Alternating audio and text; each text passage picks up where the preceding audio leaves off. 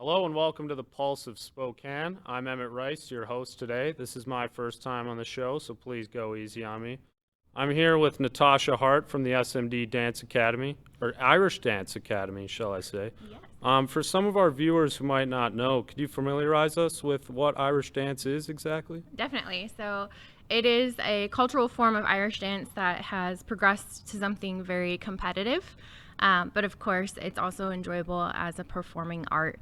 So we participate in both sides, the competitive, which is incredibly structured, and then the beautiful expression side, which is that artistic expression in our community.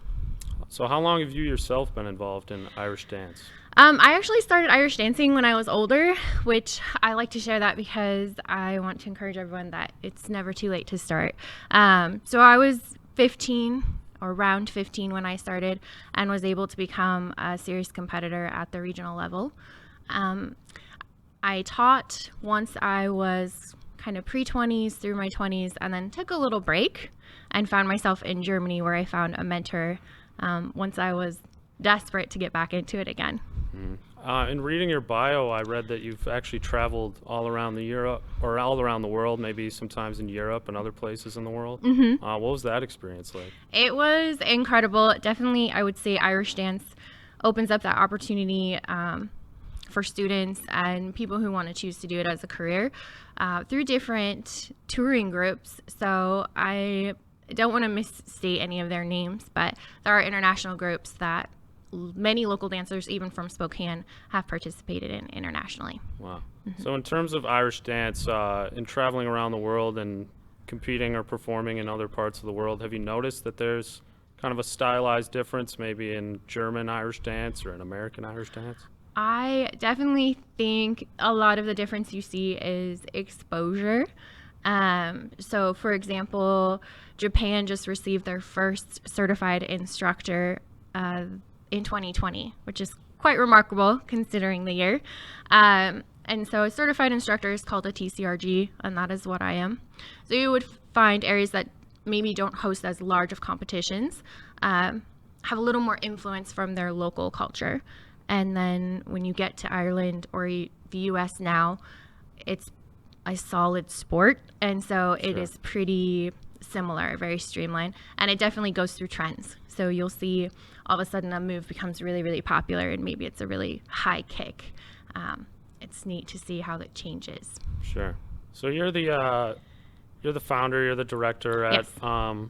MSD. Talk to me about what it was like founding a dance academy like that and maybe the decision behind starting your own here in Spokane. So Spokane is home for myself and my sister, and we're the founding partners.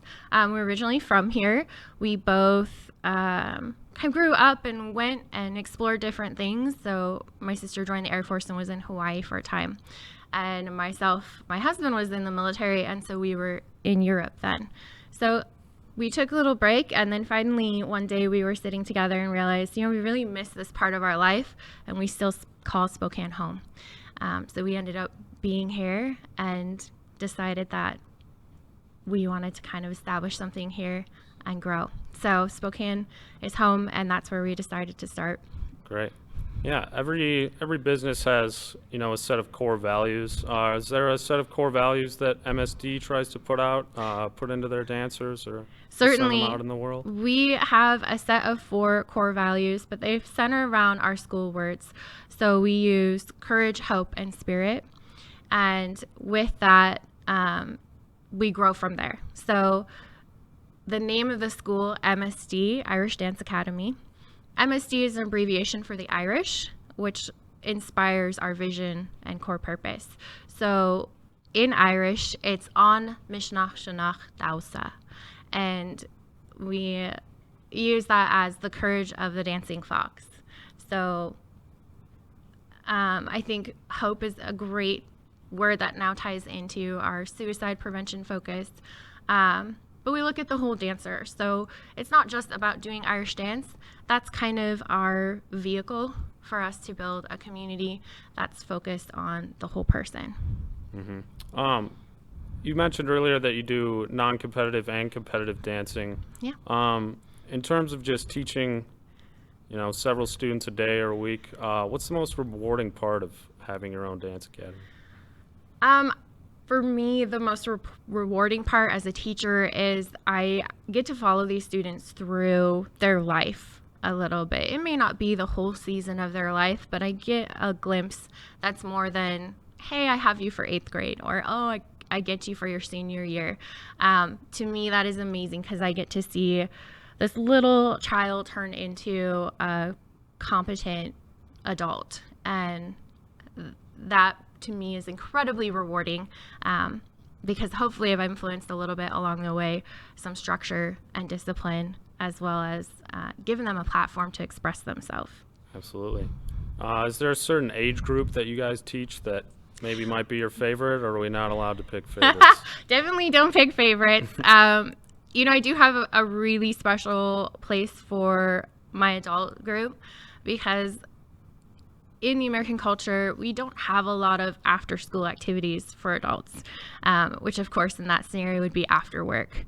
So I work really closely with them. Obviously, as adults, we have very busy lives, which sometimes means really late classes in the evening. So definitely that's a bit of a passion project that is slightly unique to some Irish Dance Academies. Sometimes they really focus on that grade school to high school. We like to stretch the envelope, and today's Wednesday, so we have our Wee Ones Wednesdays. Our Wee Ones classes are completely online right now for social distancing reasons. But yeah, we kind of reach from when you're born through as long as you want to remain mobile. Wow, that's awesome. And then we like to highlight businesses in Spokane. Is there a favorite part that you like about owning a business in Spokane, or maybe just what it's like owning a business in Spokane in general? I have to say the experience that we had for finding a location, finding a community, because that was important to us, something walkable, was amazing. Growing up in Spokane, I may have entered that with a bit of bias, which was entirely inappropriate. It was an amazing experience. We had people volunteering to be realtors for us. Thankfully, we did have representation. But we knew we wanted to be in a community, so we were looking for those business districts. So our Perry Business District, our Union District, Sprague District, those were kind of areas we were looking for. And then we discovered or were introduced to the North Monroe Business District, which is where we chose to be our home. So we have been there for the 3 years that we've been growing as a school, and really enjoyed the connection to the city as well as just other local businesses. Yeah, it's a great district over there for arts in general. Yes. I love it over there. Yeah. What's been your biggest challenge so far as the owner? Oh, I think that dance can be challenging because you're competing for families' time. And so they're going to pick a sport or an after-school activity that aligns with maybe what they've grown up with. So Irish dance is unique in that sense, and sometimes it's a experiment, and then the family falls in love with it. So it's a bit of an education process. Also, we like to remind families that it marries well with other sports. So there are some complementary sports to Irish dance, and we are very, it would be similar to sprinting. So we focus on small twitch muscles and that fast reactionary speed. So it's fun to see our dancers who are involved in basketball and different sports in addition to Irish dance. But I think that education piece is the biggest obstacle, aside from the obstacle that we all just lived through and are still working through. Right. Yeah. So just going off that, how has COVID kind of affected your business? I'm sure being a dance academy, having a lot of people in one room maybe might be challenging. Definitely. We are very physical in what we do.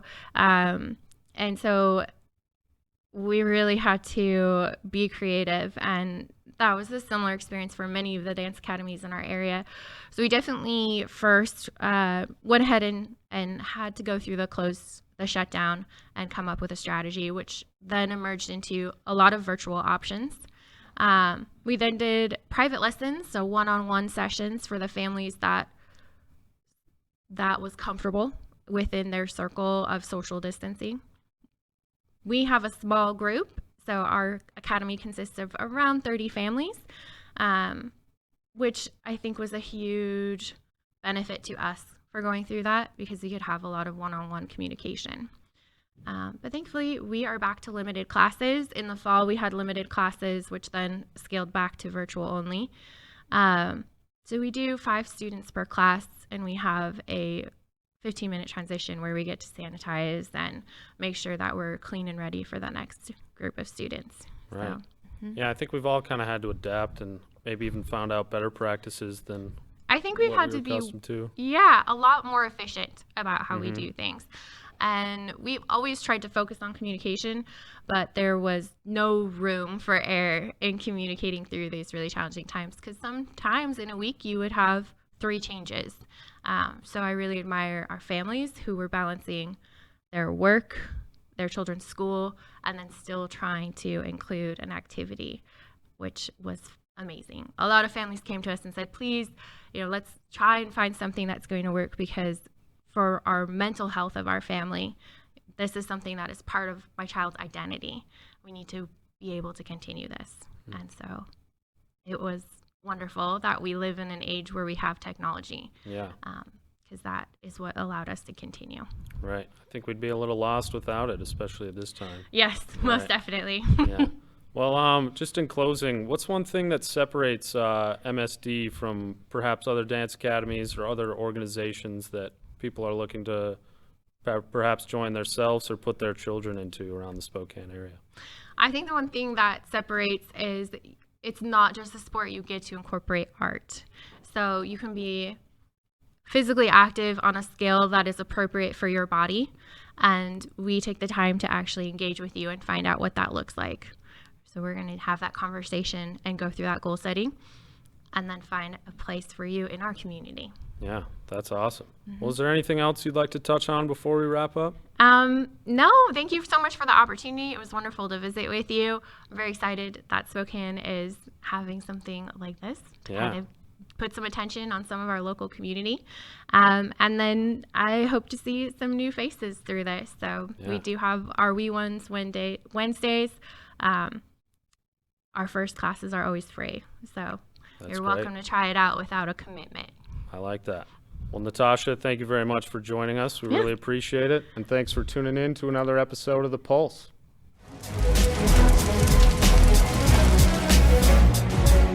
This is Bloomsday in Spokane. We got about 40 firefighters and their friends and family handing out 40,000 cups of water as the day goes by. It's a very good opportunity to see the public and support them and help them out and cheer them on during Bloomsday. It's one of the best things about Spokane is that we have these major events and the whole community comes together not just to participate, but to volunteer and show that they really care about our city and making our city look great. This type of an event really is emblematic of Spokane because so many people get involved. We have 50,000 people probably running this race. Always has been a very huge event.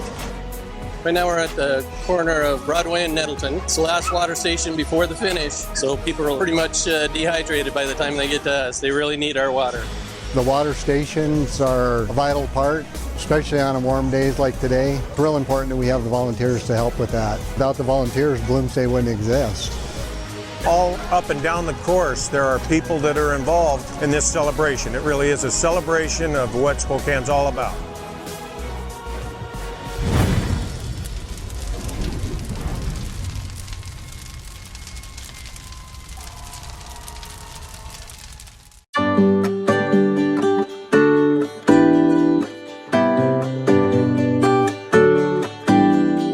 Welcome to Apex Plaza, Spokane's one-stop cannabis destination. Apex Cannabis features thousands of economy, value, and luxury cannabis products. Cannagear features hemp-based CBD products, glass, goods, and gear. Stop by 1325 North Division to experience the Apex difference. This product has intoxicating effects and may be habit-forming. Marijuana can impair concentration, coordination, and judgment. Do not operate a vehicle or machinery under the influence of this drug. There may be health risk associated with the consumption of this product. For use only by adults 21 and older. Keep out of the reach of children. When building a home or considering a major remodel, who are you going to choose? The Spokane Home Builders Association is an organization that works to elevate professionalism in the residential construction industry. We promote, protect, and educate for our community, building our community one home at a time. We are the Spokane Home Builders Association. Thanks for watching this episode of The Pulse. We are where you are. Check us out on any of these other platforms as well as our website. This show is sponsored by Local 29 Firefighters Union, Homes for You, and Apex Cannabis.